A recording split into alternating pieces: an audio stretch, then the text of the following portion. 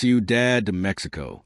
Aquella noche, la capital brillaba con una esplendor que parecía desafiar al mismo cielo.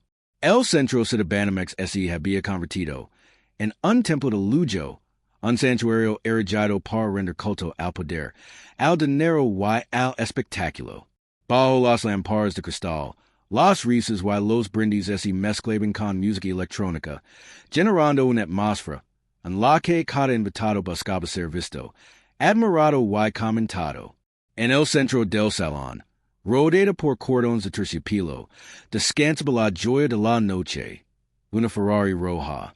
No era un simple automóvil, era un altar en el que los presentes veneraban un símbolo de poder. Su carrocería, bañada en reflejos dorados y plateados, parecía palpitar con vida propia. Cada cover del destino atrapaba la luz, devolviendo la multiplicada en destellos que hipnotizaban a todos. El rígido inicial de su motor vibraba en los pechos de los invitados, como un trueno controlado que impone respeto. El aire estaba impregnado con un aroma inconfundible, gasolina refinada, cuero nuevo, metal caliente. Para algunos era solo un olor, para otros era el perfume del triunfo, la esencia misma de la victoria. Y en el centro de toda aquella orquesta de vanidad se encontraba Julian Arce, traje negro a la medida, corbata de seda italiana, un reloj suizo que brillaba en su muñeca como un pequeño sol. Caminaba entre los invitados con la arrogancia de quien jamás conoció a no como respuesta. Su sonrisa insolente mezclaba confianza y desprecio. Era el gesto característico de alguien que se sabía dueño de la China. Escuchen esto, dijo, acariciando con la punta de los dedos el volante del Ferrari. Giro apenas la leve y el rígido del motor se alzó otra vez, grave y perfecto, rebotando contra los ventanales como un eco amplificado. La multitud respondió con aplausos, silbidos y gritos de admiración. Pero en el borde del círculo de lujo apareció una figura que rompía la armonía artificial de aquella fiesta.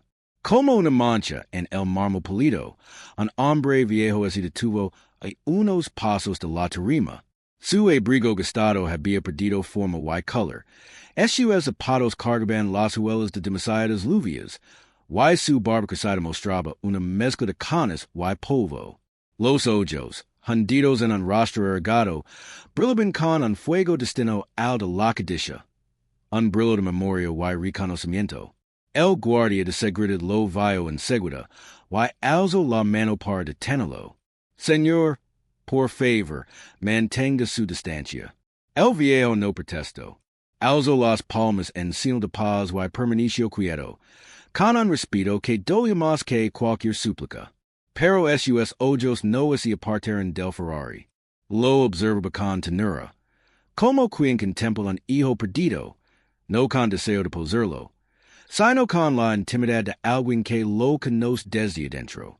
Entre los invitados, una joven de vestido verde esmeralda, Fernanda Villalobos, lo notó. Se sorprendió al ver cómo las manos del anciano temblaban, no de frío, sino de una emoción contenida que parecía demasiado grande para su frágil cuerpo. ¿Le gusta? Preguntó ella con voz suave. El viejo asintió despacio, sin palabras. Intentó sonreír, pero un nudo invisible cerraba su garganta. Respiró hondo, aspirando aquel aroma metálico que parecía devolverlo a otro tiempo. En ese instante, Julian Arce también lo notó. Su mirada se clavó en el anciano con el mismo desprecio con el que se mira a una sombra fuera de lugar. Se acercó con pasos lentos y calculados, disfrutando del efecto que causaba. Su sombra cayó sobre el viejo como un eclipse repentino. La música se detuvo y las conversaciones callaron. El universo parecía prepararse para lo inevitable. Julian sonrió, ladeando la cabeza. Mira nada más, exclamó, señalando al anciano con el dedo como, si, fus parte un espectáculo. En hay para convertirnos, viejo. Que haces mirando mi Ferrari como si fuera tuyo? El salón estalo encarcajadas.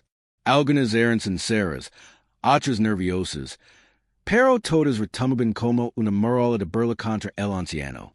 El guardia intentó apretarlo, pero el viejo permaneció firme, clavando los ojos en el automóvil. Como si las risas rebotaran contra un muro invisible construido con recuerdos. Fernanda bajó la mirada, avergonzada. Entonces Julián levantó la mano con gesto teatral. De Jolo, Camilo, vamos a divertirnos un poco. La multad se acercó formando un semicírculo. Copas de vino, y celulares listos para grabar. El aire se impregnó de perfume caro y tensión. Julián caminó hasta el frente de la Ferrari y, con voz teatral, lanzó su burla definitiva. ¿Sabes qué, viejo? Te voy a hacer una oferta imposible. Si logras encender mi Ferrari con tus propias manos, te la regalo. El estallido de risas fue inmediato. Algunos aplaudieron como si hubiesen presenciado un chisperlante. Nadie podía imaginar al anciano siquiera tocando la máquina sagrada de la sala. El viejo levantó los ojos por primera vez hacia Julián. Su mirada no era de súplica ni de miedo.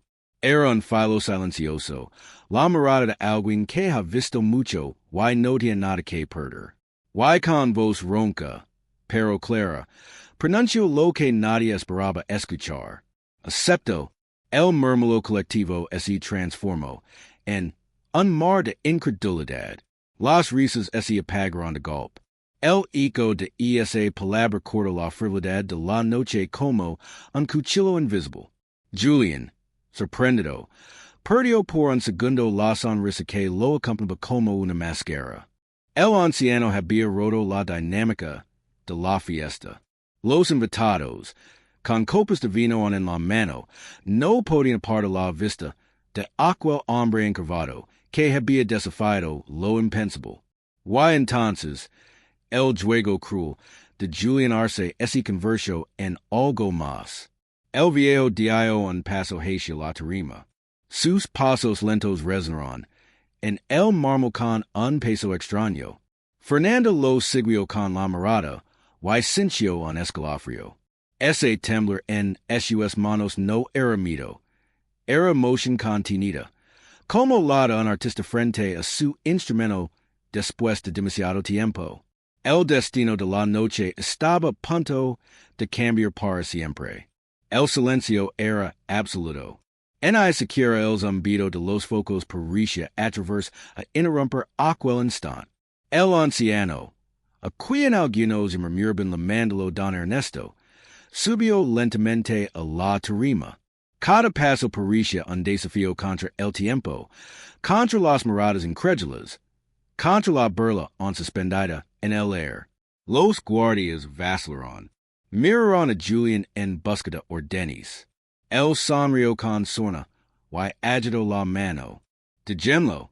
Quiero ver cómo este viejito intenta humillar sus vejas contra mi Ferrari. El círculo de invitados se cerró en más.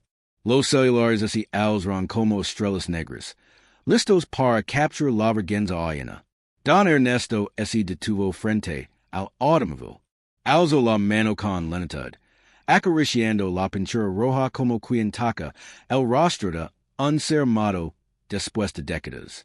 Sus dedos, manchados por la vida, recorrieron con precisión el contorno del espejo, el borde del parabrisas, la palanca de cambios. Cada gesto estaba cargado de una familiaridad que descolocaba a los presentes. Un murmullo empezó a correr. ¿Lo conoce? ¿Quién es ese viejo? Parece que entiende lo que toca.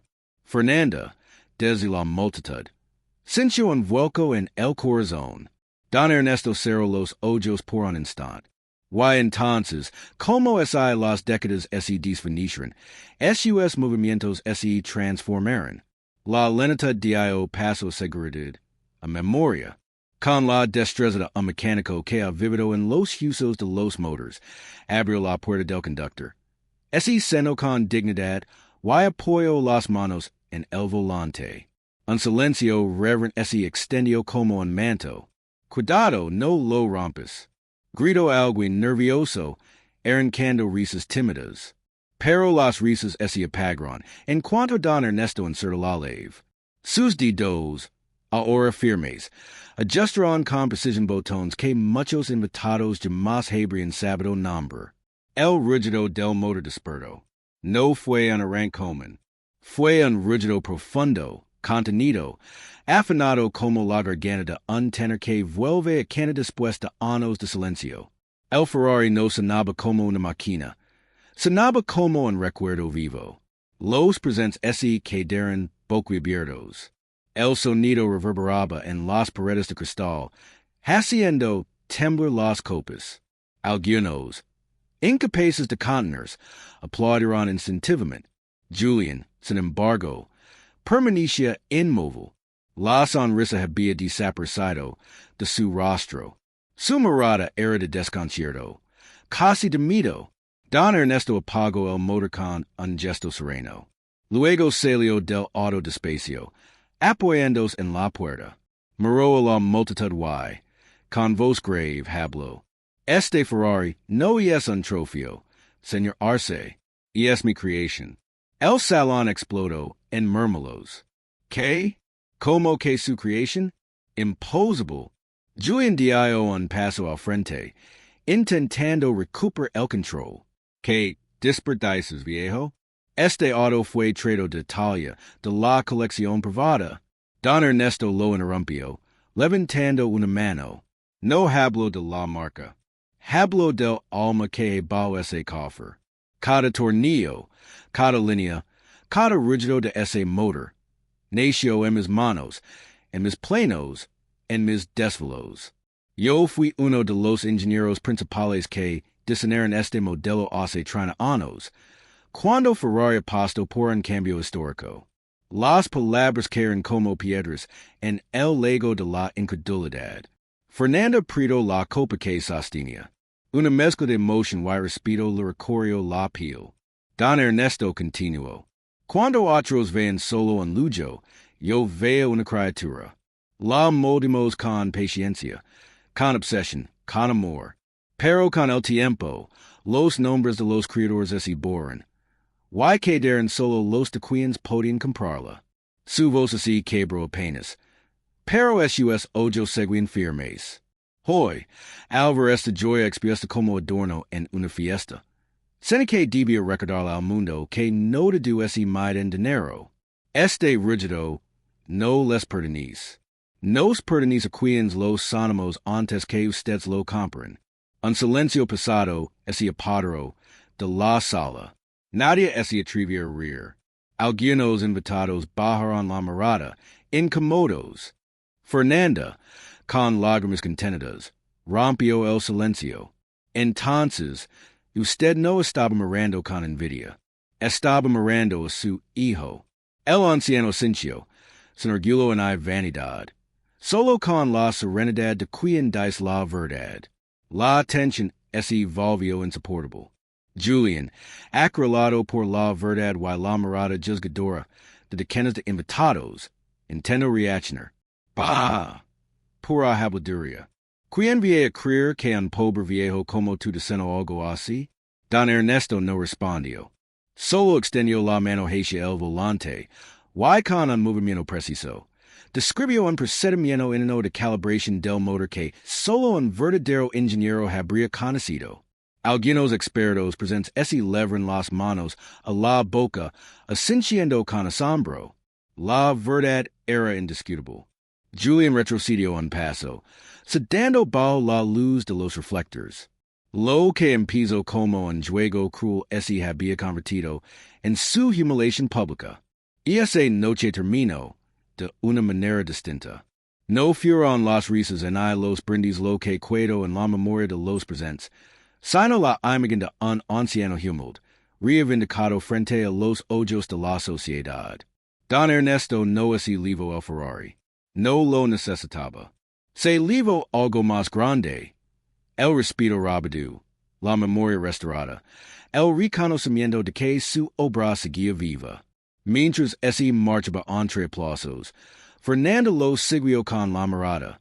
Sabía que acababa de presentar algo que trascendía el lujo y el espectáculo. Había visto la justicia poética encarnada en un hombre que, pisa las cicatrices del tiempo, hombraba con la dignidad de los verdaderos creadores. Y en algún rincón de la sala, Julian Arce, derrotado y expuesto, comprendió que la soberbia puede comprar muchas cosas, pero nunca podrá comprar la verdad del alma que construye.